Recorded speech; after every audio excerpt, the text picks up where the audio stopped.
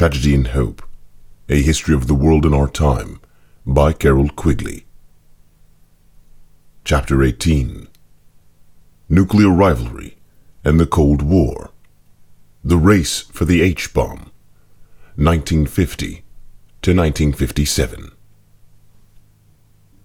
Joe 1 and the American Nuclear Debate, 1949 to 1954. In May 1947, at one of the earliest meetings of the Atomic Energy Commission, the members discussed a suggestion made by one of the commissioners, the Wall Street investment banker, Lewis L. Strauss. 4 months later, at the request of the commission, the Air Force was ordered to begin a continuous monitoring of the upper atmosphere to test for radioactive particles, which would indicate if a nuclear explosion had taken place anywhere in the world. The monitoring service was tested on our own nuclear explosions in the Marshall Islands early in 1948, and continued thereafter on funds from the Atomic Energy Commission. Late in August 1949, a B-29 modified for this service returned to its base in the Far East and found that the photographic plates it had been carrying to a great height were covered with streaks. As the local scientists examined these, they became convinced that the plane had passed through a heavily radioactive cloud, which must have originated farther west on the mainland of Asia.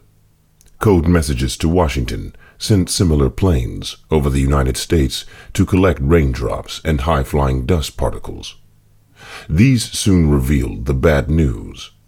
A highly efficient plutonium bomb, Joe 1, had been exploded over Soviet Asia in August.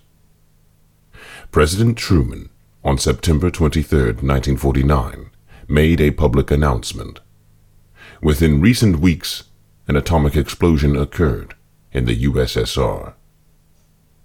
The news of Joe 1 brought to crisis level and merged together two conflicts which had been going on, more or less behind the scenes, in the American strategic community. One of these conflicts was among the scientists over the possibility of making a superbomb by fusing hydrogen. The other conflict, involving billions of dollars in defense contracts and the lives of millions of people, was the struggle among the armed services over American strategic defense policies. Discussion over super had been going on for years, but only intermittently and among a few advanced scientists. In 1927, a young Austrian, Fritz Haltermans, studying physics at Göttingen, took a walk with Lord Rutherford's assistant, Geoffrey Atkinson.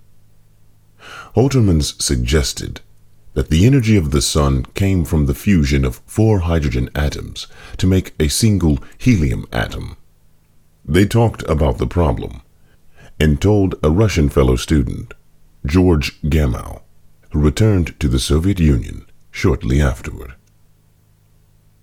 In 1933, Haltermans fled from Hitler's anti-Semitic laws to Russia. During Stalin's purges, he was imprisoned as a foreign spy and tortured to extract a confession. In 1940, when Stalin was allied with Hitler, Haltermans' wrecked but still living body was turned over to the Germans to receive new indignities from the Gestapo. In 1933, Gamow fled from Russia and was given a professorship at the George Washington University in the American capital. In 1935, Gamow invited the Hungarian refugee scientist Edward Teller to join him at George Washington. They worked together and talked a good deal about the problem of hydrogen fusion. After listening to them, another refugee, Hans Bethe, winner of the Enrico Fermi Award in 1961, then at Cornell, worked out the now accepted equations for nuclear fusion on the Sun. Bethe's equations assumed that carbon-12, by the addition of hydrogen nuclei, protons, one at a time, was raised through nitrogen-13, N14, oxygen-15, and N15, which then added a final proton and split into C12 and helium-4. The carbon thus acted as a catalyst for the fusion of hydrogen to form helium. Teller, a restless man, fertile with suggestions, but incapable of sustained cooperation with others, went to Columbia University in 1941, to Chicago in 1942, to Berkeley, California, in the summer of 1942, and to Los Alamos in the spring of 1943. He was obsessed with the idea of a fusion bomb and was greatly encouraged by Oppenheimer, who obtained special security clearance for him and invited him both to California in 1942 and to Los Alamos in 1943. In both places, he worked on the H-bomb, although it was generally known, as suggested by Fermi, that no H-bomb was possible until there was an A-bomb to ignite it. Hydrogen nuclei protons, carrying the same positive electrical charges, repel each other so strongly that they cannot be pushed together to fuse into helium unless they are raised to tremendous collision speeds by being heated to hundreds of millions of degrees of temperature. Only an atom bomb could produce such heat. In 1942, Fermi suggested that such fusion could be achieved at a somewhat lower temperature by using heavy hydrogen, deuterium. This is an isotope of hydrogen which is twice as heavy as ordinary hydrogen, since its nucleus consists of 2 unit particles instead of 1. Its discovery, for which Harold Urey won the Nobel Prize in 1934, showed that it existed in nature, chiefly in the form of heavy water, D2O, compared to ordinary water, H2O. In the proportion of about 1 part of deuterium for every 5,000 of ordinary hydrogen. Shortly afterward, it was calculated that it might be possible to make an even heavier isotope of hydrogen of triple weight, tritium, with a nucleus of 3 particles. These could be fused to make helium at an even lower temperature. However, it would be so expensive to make tritium that each bomb would cost billions of dollars. By the end of 1942, it seemed clear that the most feasible way to make a bomb would be to use both deuterium and tritium. Collisions of these at over 100 million degrees of temperature should give helium atoms and enormous energy. At that point, the project was put on the shelf, and work concentrated on making the A-bomb, which had to be obtained first. After the war ended, the outstanding scientists gradually returned to their peacetime teaching and research, so that the AEC laboratories, including Los Alamos, quieted down. The super patriots subsequently criticized the scientists for this, arguing that the latter should have stayed on the job with the Atomic Energy Committee to develop better weapons than the Russians. This is nonsense, and is most nonsensical when it is implied that the scientists' reluctance for weapon development was based on Soviet sympathies. The fact is that America's whole future depended on getting scientists back to the universities to train new scientists, a job which had been neglected for 5 years. Moreover, there was another and potent influence working against weapons development in the nuclear area. This was the Air Force. The Air Force could keep its monopoly of atomic weapons only as long as it remained in the large, ungainly shape they had first had in 1945. Accordingly, the Air Force, through General Beretten's participation on the AEC committee at the end of 1947, was able to block AEC development of smaller, tactical atom bombs. Only 3 years later, when these were being developed in spite of its opposition, did the Air Force try to recapture its privileged nuclear monopoly by beginning to insist on development of the H-bomb. This shift brought it into alliance with Teller, who had been vainly advocating the H-bomb all the time since 1942. Ironically enough, once this alliance had been made, sympathizers and allies of both the Air Force and of Teller conveniently forgot the former's earlier opposition to nuclear weapons development and began to question the loyalty of others who had opposed development of the H-bomb, including those official scientists who had done so because they realized it would jeopardize the development of tactical atom bombs. Because he cooperated in this attack on Oppenheimer, Teller's prestige among scientists, but not among congressmen and journalists, was almost irreparably damaged. The turn toward the H-bomb began in 1949, even before Joe won, largely because of the agitations of Teller and his supporters in the California Radiation Laboratory, led by E.O. Lawrence and Luis Alvarez.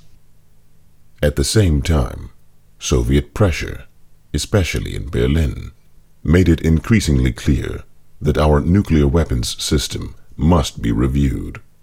Teller at once insisted, H-bomb, but the official scientists, led by Oppenheimer, suggested development of a wide panoply of nuclear weapons in all sizes and utilities.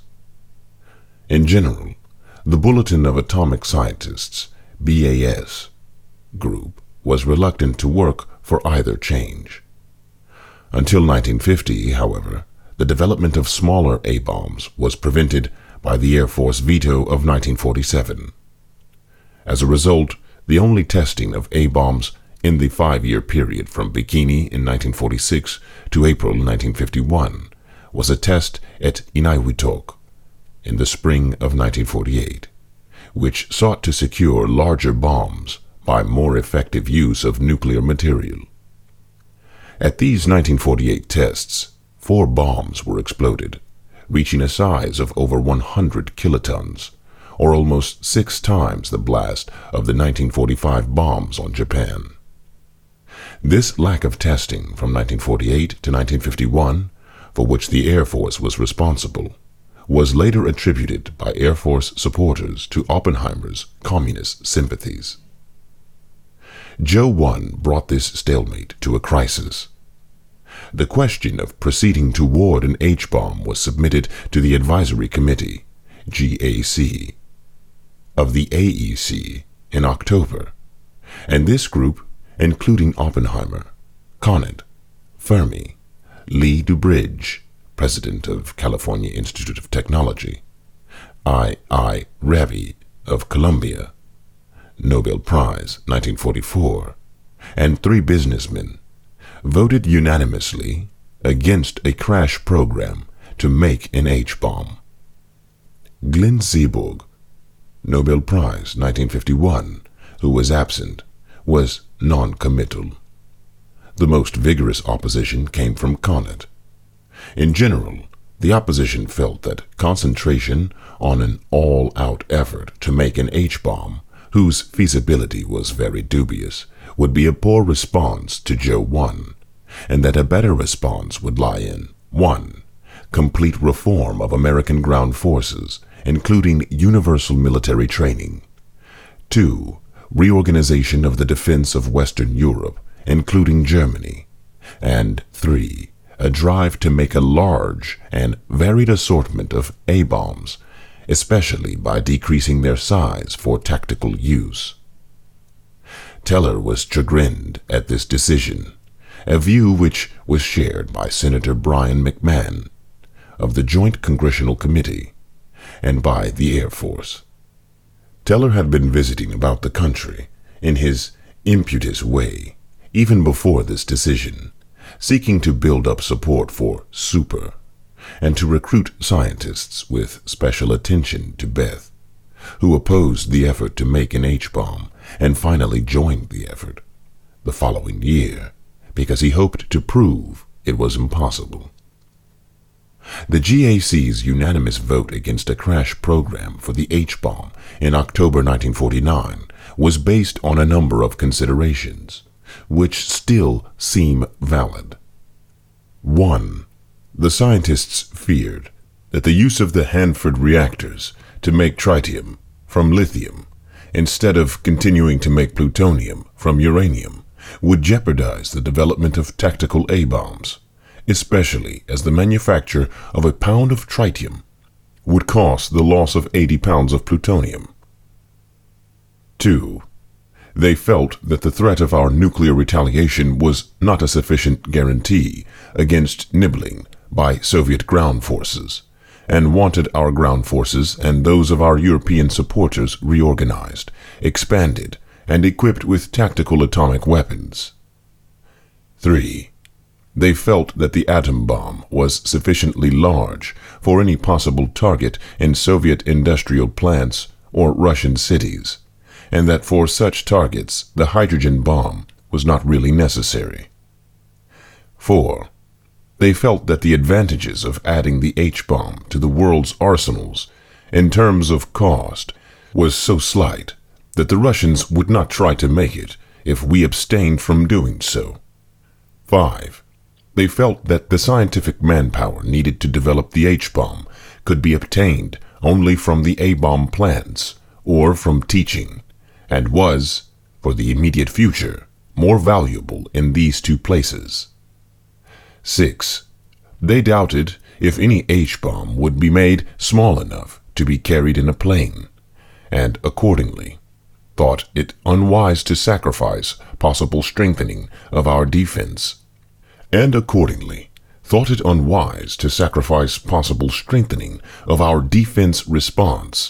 where it was urgently needed on land for a possible unattainable increment of power to our defense response in an area, strategic bombing, where it was not urgently needed, especially as it was not yet established that we would make any nuclear response at all to a minor or moderate Soviet aggression.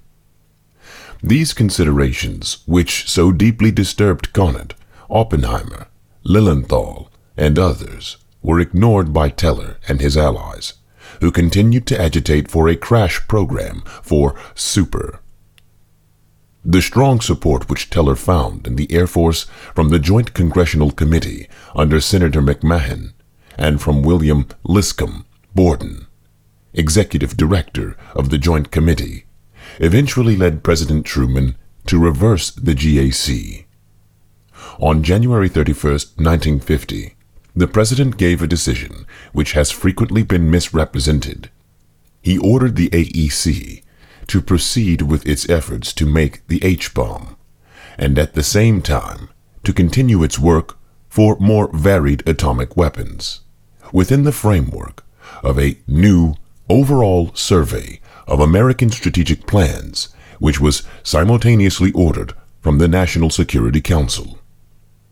This triple order, which is usually misrepresented as the single order for a crash H-bomb effort, required new nuclear reactors.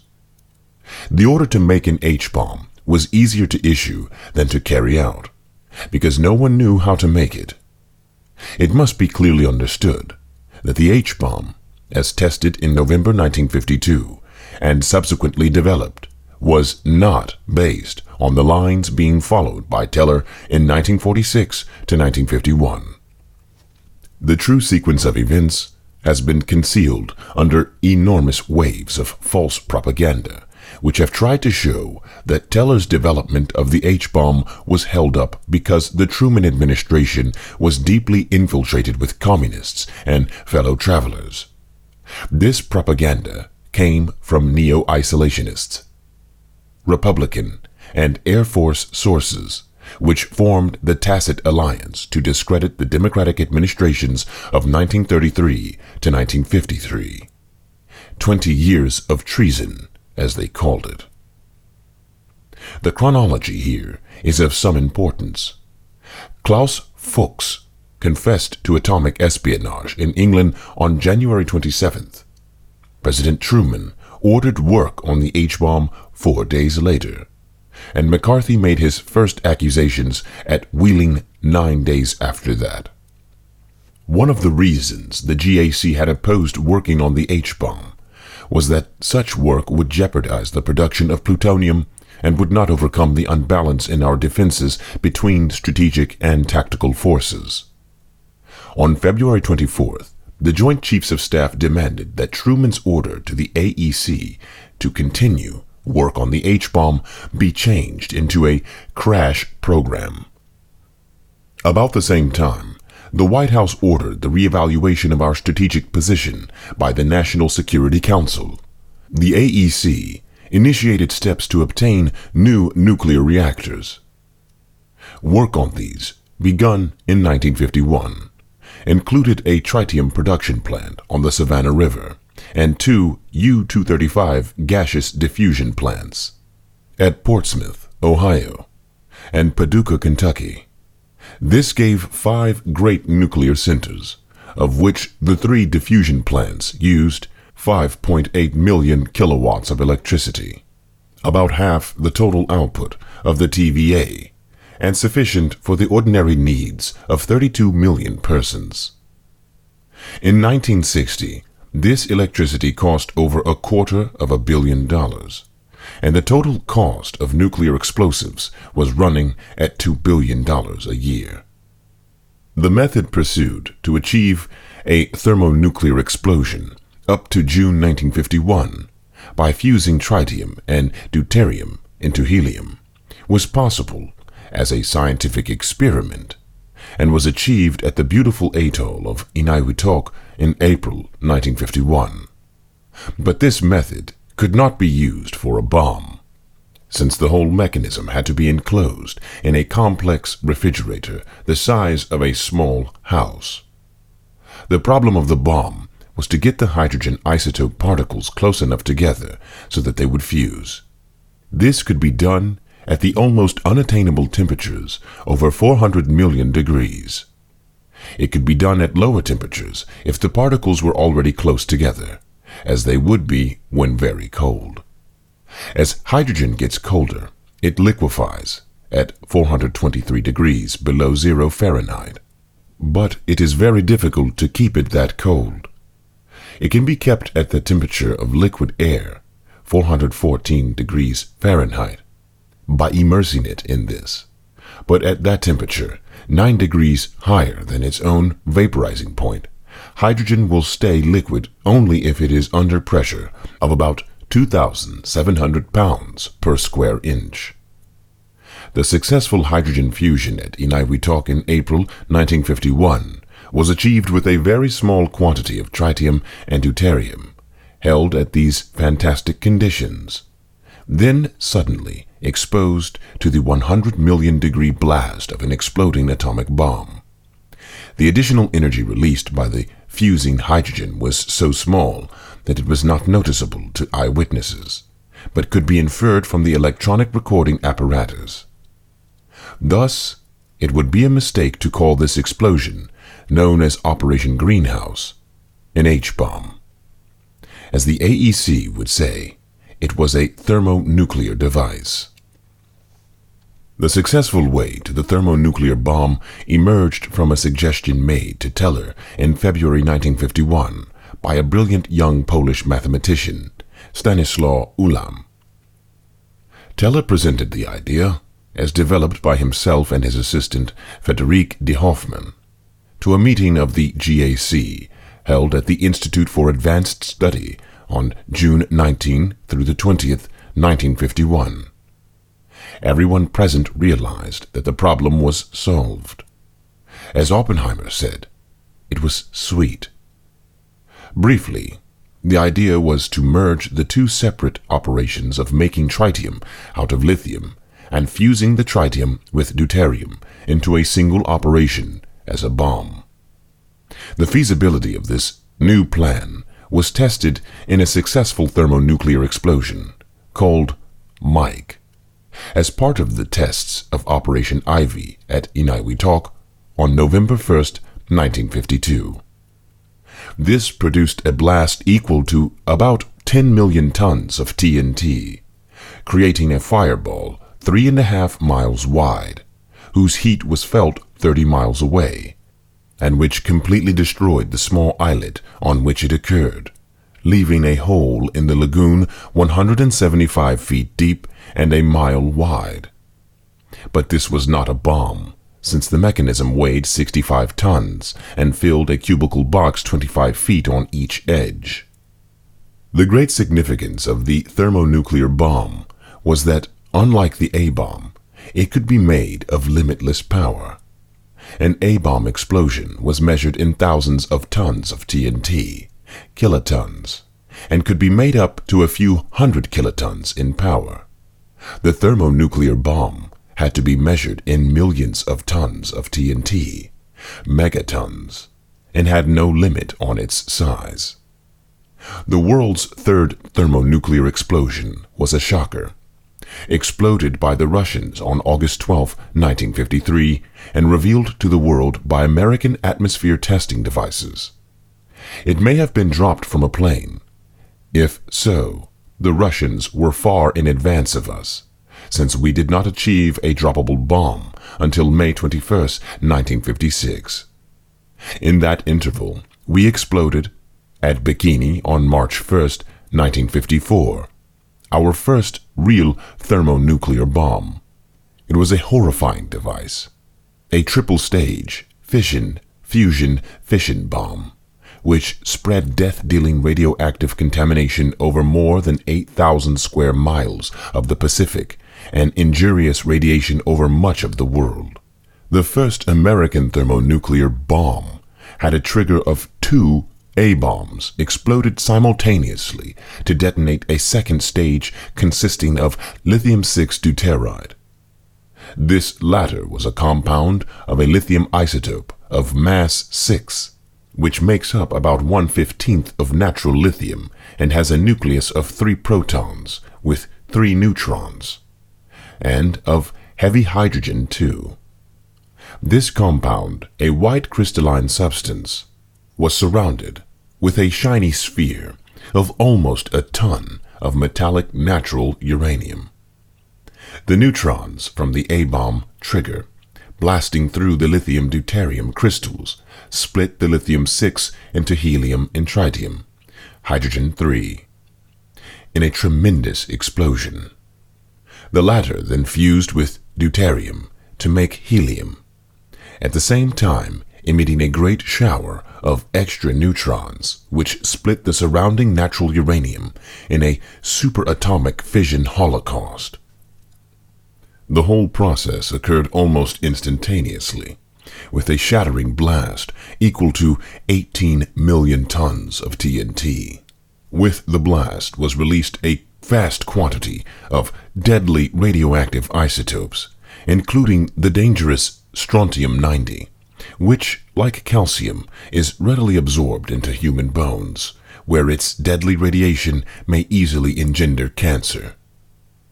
The test of this inhuman weapon, called Bravo, was announced to the world by the Atomic Energy Commission as the test of an H-bomb. It was really a U-bomb, or a fission bomb. And for almost a year, until February 15, 1955, its real nature was concealed by the Atomic Energy Commission, apparently at the insistence of the new Republican chairman, Lewis L. Strauss. Secrecy from Strauss left the world with 2 mistaken ideas. 1.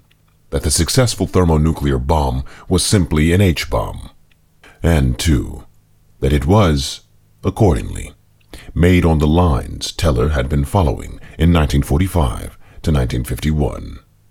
From these errors, partisan inference could conclude that our delay in achieving an H-bomb resulted from the restraints placed on Teller's work during the Truman administration.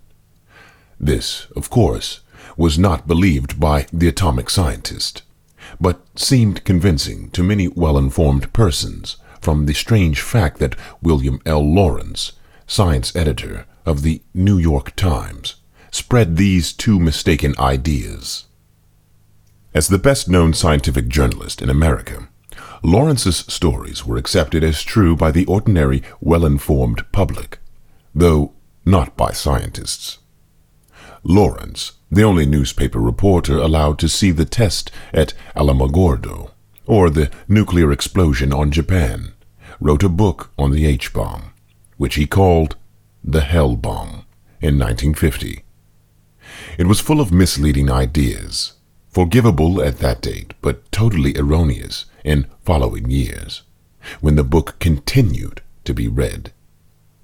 It stated that the H-bomb would be exploded by direct fusion of deuterium and tritium, a method which it attributed to Teller. Years later, in the New York Times, Lawrence still insisted that the test of March 1954 was not a fission-fusion-fission FFF bomb, but was simply a fission-fusion H-bomb, and not a U-bomb. This version of Bravo apparently originated with Strauss, who denied that Bravo was a U-bomb, and explained that surprisingly large noxious fallout as a consequence of irradiation of the coral reef on which the bomb exploded. This story entrenched in the public mind that Teller was the father of the H-bomb, that he had been held back to the injury of American security by Soviet sympathizers during the Truman administration, and that there was some basis for the Atomic Energy Commission condemnation of Oppenheimer as a security risk in June 1954. Behind much of this was the Air Force, allied to Teller, Lawrence, and Strauss, and very opposed to Oppenheimer. This opposition arose because of Oppenheimer's work for diversification of weapons, which was regarded by the Air Force as treasonable diversion of both money and nuclear materials from it to the other services, and for his efforts to get smaller nuclear warheads. These latter paved the way for long-range missiles, for tactical nuclear weapons, and for the Polaris nuclear submarine, which supplanted the Air Force manned bombers and, by the middle 1960s, threatened to shift America's primary deterrence of Soviet aggression from Strategic Air Command to the Navy. It should be recorded that Teller had little to do with the actual making of the successful thermonuclear bomb. As usual, he was very restless and felt hampered at Los Alamos in 1951, and spent most of his time lobbying with the Air Force and the Radiation Laboratory, trying to get a new second weapons laboratory of his own. To free himself for this activity, he left Los Alamos in November 1951. When the Atomic Energy Committee refused to establish a second laboratory, Teller went to the Air Force and obtained its support for a second weapons laboratory, the so-called Livermore Laboratory, attached to E.O. Lawrence's radiation laboratory at Berkeley, California. This was established in July 1952. All the thermonuclear tests and the final H-bomb, which we have mentioned, were achievements of Los Alamos, whose operations under Norris Bradbury, Teller disapproved. Teller himself was present at none of the tests of the lithium bomb, and his Livermore Laboratory did not participate in the tests. None of this was, in fact, as it was built up in public opinion in the period 1951 to 1955. The public record on these matters was rectified in 1955 by Teller, by Lawrence, and by the Atomic Energy Committee. But by that time, Oppenheimer had been condemned. The Republicans were in office, and the story of subversion in the American government had become an established American myth, along with the thermonuclear bomb as a hydrogen bomb, and Teller as its father. These myths were, of course, not believed by the nuclear scientists, a fact that helped to intensify the suspicion the radical right held for them and for all educated people. The truth about Bravo had been revealed to the nuclear scientists of the world, including the Russians, almost immediately after the test, and in a most dramatic fashion. Shortly after the Bravo blast at Bikini, a small Japanese fishing boat, the Lucky Dragon, was caught in the edge of the lethal radiations from the test.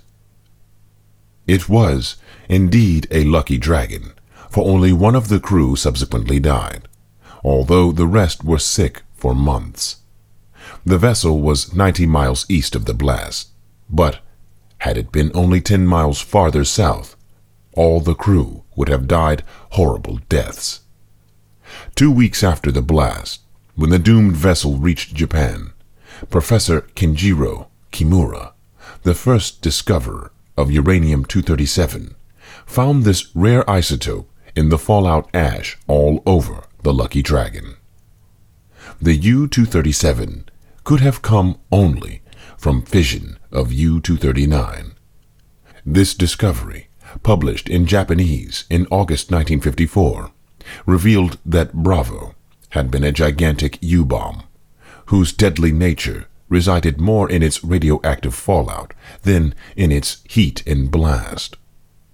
Under the tight blanket of the secrecy of Strauss, the scientists who knew asked themselves, why did the Atomic Energy Committee make such a dirty bomb? Why was it all kept such a secret? The answer now seems clear. The Soviet H-bomb explosion of August 1953 showed that the Russians were ahead of us in the H-bomb race. This the Atomic Energy Corporation could not publicly admit. This disadvantage had to be overcome as rapidly as possible, and the best way to do so was to shift from blast warfare to radioactivity warfare. The movement in this direction, which was fortunately only temporary, 1953 through 1956, was intensified by the early and very secret stages of the missile race. Late in 1952, immediately following the test of Mike, John von Neumann headed a committee which recommended an intensified effort to develop a long-range missile, ICBM. At that time, the American effort in missiles was restricted very largely to variations of the German V-2 weapon, and to lesser rockets such as Aerobee and Walk Corporal. The new effort soon showed that longer range would be easier to achieve than greater accuracy, and that it would be very difficult to build a missile which could be depended upon to hit within 10 miles of target. At such a distance, blast, even at 10 megatons, would do little damage, and if such targets were to be knocked out, this would have to be done by a spreading cloud of radioactive fallout, and not by the blast. Hence, the U-bomb. The U-bomb, concealed from public view by secrecy and by misleading statements from the Atomic Energy Committee, usually from Strauss, remained the weapon of last resort in the American arsenal throughout the Dulles era. The launching of the first Polaris submarine in January 1954, 6 weeks before Bravo, did not change this situation. The first American test of an airdrop lithium bomb in May 1956 was a delayed fall from a B-52 jet bomber at 55,000 feet. It exploded at 15,000 feet in a 4-mile-wide fireball, but was almost an equal distance off its target.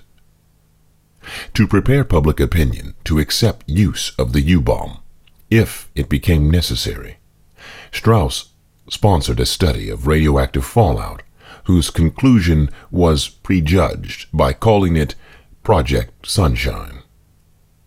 By selective release of some evidence and strict secrecy of other information, the Strauss Group tried to establish in public opinion that there was no real danger to anyone from nuclear fallout, even in all-out nuclear war.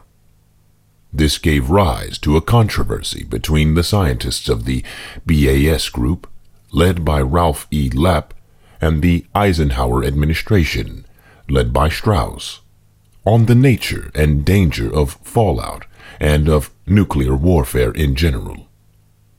As we shall see in a moment, the Eisenhower government, through Dulles' doctrine of massive retaliation, enunciated in January 1954, was so deeply committed to nuclear warfare that it could not permit the growth of a public opinion which would refuse to accept the use of nuclear weapons because of objections to the danger of fallout to neutrals and non-combatants.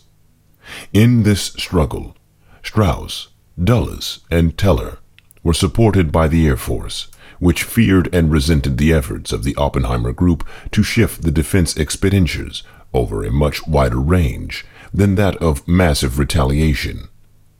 They were particularly alarmed by the efforts of Oppenheimer, Lee DeBridge, and others to spend money on anti-air defenses.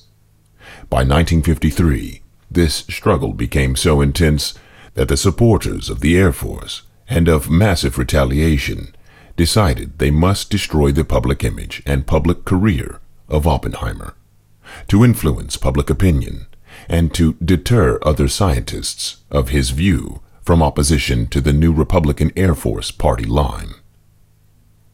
The end of the American nuclear monopoly in late 1950 made necessary a reopening of the strategic debate which had been stabilized on the Truman doctrine of containment in 1947. Containment strategy was based on a strategic balance between Soviet mass armies and the American nuclear monopoly, in which each of these would deter use of the other, thus establishing an umbrella under which the United States could use its economic power to win the Cold War. The strategic balance had been established as the Truman Doctrine early in 1947 and had been followed by the containment weapon in aid to Greece and Turkey, and above all, by the Marshall Plan. This policy in the years 1947 to 1950 won numerous victories for the West, all along the Soviet bloc periphery, and especially in West Germany and in Japan, both of which became solidly attached to the West. The major failure, justified as inevitable in terms of the magnitude of the problem and the resources available, was the loss of China to the Soviet bloc. But this was generally accepted by the supporters of containment on the double ground that the available resources must go to Europe, as more important than China, and that China would never be a strong or dependable satellite of Russia. This doctrine of containment, by depriving each side of its strongest weapon, the Soviet mass army and the American Strategic Air Command Force, tended to neutralize these and forced each side into supplementary strategic plans. On the Soviet side, these new plans involved the use of nibbling tactics by its satellites. On the American side, these new plans involved the development of a balanced and flexible defensive posture based on all services and weapons. The new Soviet plans required a diversion of American aims from the Soviet Union itself to its periphery and to its satellites. They also involved keeping aggression below the level which would trigger a Strategic Air Command retaliation. This level was much higher for a satellite state than for the Soviet Union itself. In fact, while almost any military aggression by the USSR might trigger a Strategic Air Command nuclear strike in return, almost no aggression by a satellite, especially a lesser satellite, would do so. The areas in which such indirect adventures by the USSR might take place were obvious: the Near East and the Far East. In both of these areas, the ineptness of American policy made the Soviet task fairly easy. The American response to this shift in Soviet strategy appeared not as a response to an overt manifestation of Soviet policy, but as a response to Joe 1. Moreover, it was not a Defense Department or JCS response, but was sponsored and pushed through by the policy planning staff of the State Department under Paul Nitze.